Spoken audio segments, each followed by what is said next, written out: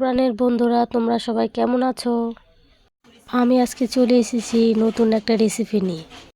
আমি আজকে তৈরি করে দেখাবো তোমাদের ফুলকপির রোস্ট। চলো তাহলে তৈরি করে ফেলি।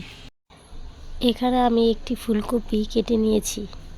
ফুলকপির শুধু ফুলগুলো নিয়ে নিই। এখন আমি দিয়ে দেব কড়াইয়ে 3 টেবিল চামচ তেল।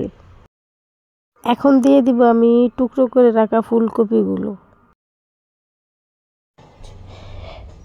তেলের ভিতরে ফুলকপিগুলো আমি কিছুক্ষণ ভেজে লাল করে নিয়েছি। অপর একটি পাত্রে আমি দিয়ে দিব 1/2 কাপ পরিমাণ তেল। দিয়ে দিব আধা কাপ পেঁয়াজ বাটা।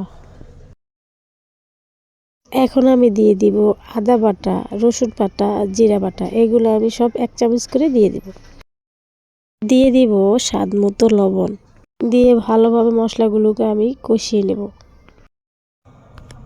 এখন আমি দিয়ে দিব 2 টেবিল চামচ বাদাম বাটা।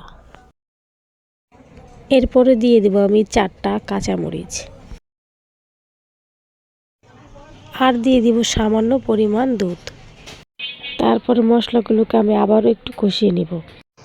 এখন আমি দিয়ে দিব 1 চামচ পরিমাণ চিনি। তারপরে দিয়ে দিব দারচিনি, এলাচ। আর একটু নেড়ে নেবার পরে আমি দিয়ে দিব ভেজে রাখা ফুলকপি।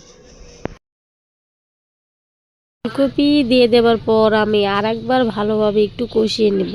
এরপরে দিয়ে দিব আমি পর্যাপ্ত পরিমাণ দুধ। এরপর আমি 5 থেকে 10 মিনিটের মতো রান্না করে নেব। ফিরে এলাম 10 মিনিট পর। রান্নাটা আমাদের হয়ে গেছে। উপরে একটি ঘি ছড়িয়ে পরিবেশন করব ফুলকপির রোস্ট।